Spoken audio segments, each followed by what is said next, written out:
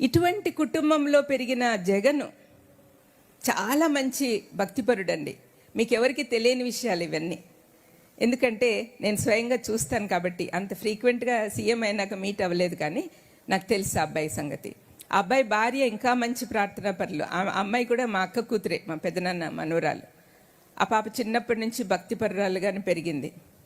మరి వాళ్ళిద్దరూ కలిసి రోజు ప్రార్థన చేస్తారండి. మరి ఆశకరణ వదిన ఏ విధంగా పొద్దున్నే ప్రార్థన చేసేవాళ్ళో అదేవిధంగా భార్యాభర్తలు ఇద్దరు చేస్తారు. అంతేకాకుండా తన పర్సనల్ ప్రేయర్ టైం అని పెట్టుకుంటాడు జగన్. మరి ఇటువంటి వ్యక్తికి ఇప్పుడు శత్రువులందరూ ఒక్కటయ్యి ఆయన దించేయాలని ప్రయత్నం చేస్తున్నారని విన్నప్పుడు నేను అనుకున్నా, నన్ను అందరూ కూడా ఎంకరేజ్ చేశారు. అమ్మ మీరు వెళ్ళాలి,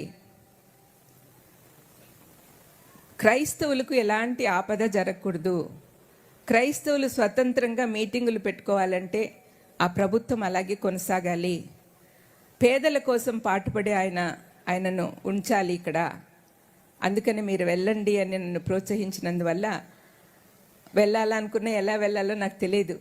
కానీ జేమ్స్ గారు ఇక్కడ పెద్ద మీటింగ్ పెట్టారు, మీరు వస్తారా అని అడిగినప్పుడు డెఫినెట్గా ఇదొక దేవుడు ఓపెన్ చేసిన డోర్ అనుకున్నాను. ఇంతమంది యూత్ ఉంటారని నేను అనుకోలేదు. చాలా సంతోషంగా ఉంది. మరి మనము యేసుప్రభు ఏం చెప్పాడు మనకు? నీతి న్యాయం కలిగి ఉండాలి, పేదలను దయదల్చాలి, పేదలకు కష్టాలు వస్తే మనం చూసుకోవాలి, హెల్ప్ చేయాలి అందరికీ వీలున్నంత వరకు. చేయగలిగి ఉండి కూడా చేయలేకపోవడం పాపమని కూడా దేవుని వాక్యం చెప్తుంది.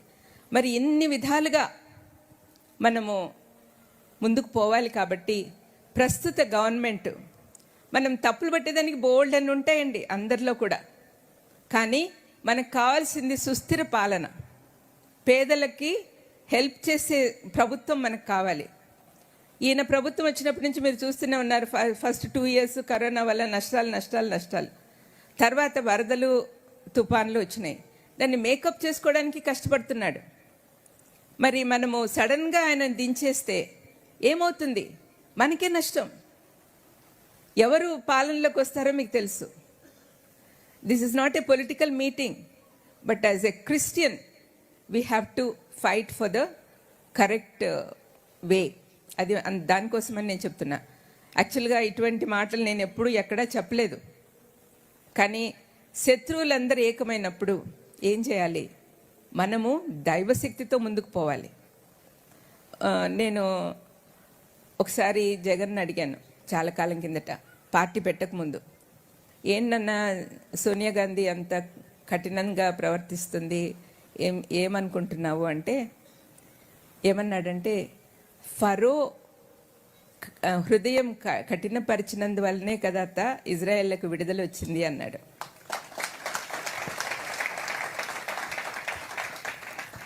ఈ మధ్య ఒక వారం కిందట నేను కలిశాను. ఏంటన్నా శత్రువులందరూ ఒకటవుతున్నారంట, మరి ఏం చేయాలనుకుంటున్నావు అంటే, నేను నిశ్చింతగా ఉన్నానత్త, పదవి దేవుడిస్తే వస్తాడు, లేకపోతేలా. కానీ ఇంకొక మాట, అసలైన మాట, శత్రువులందరూ ఏకమైనప్పుడు దేవుడు మహిమపరచబడతాడు అన్నాడు.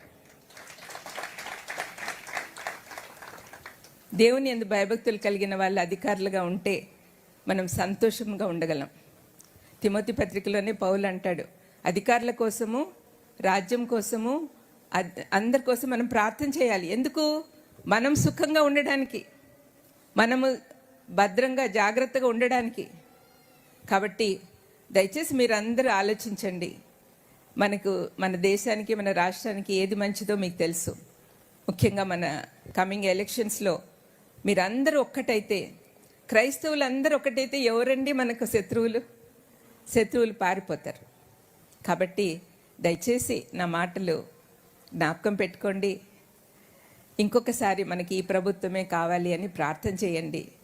జగన్ కోసం చాలా శత్రువులు ఎక్కువైపోతున్నారు, శత్రుత్వం ఎక్కువైపోతా ఉంది. కాబట్టి ఆయనకి ఏ ప్రమాదం రాకుండా ఉండాలని, ఆయనకు హెల్ప్ చేసే వాళ్ళందరినీ కూడా దీవించమని మీరందరూ కూడా ప్రార్థన చేయాలి. ఇది మీ ప్రేయర్, నేను మీకు చేస్తున్న ప్రత్యేక ప్రేయర్ రిక్వెస్ట్. అందరి కోసం ప్రార్థన చేయండి. మనము బాగుండాలి, మనము సుఖశాంతులతో జీవించాలి అనే విషయం మీరు గుర్తుపెట్టుకోండి. మరి నా జీవితం అంటే ప్రతి క్షణం 15 సంవత్సరాలైంది నేను యేసుప్రభు మార్గంలోకి వచ్చి. ప్రతి క్షణం ఒక అద్భుతమే. మరి అద్భుతాలు చెప్పుకుంటూ పోతే 10 రోజులు కూడా సరిపోదు.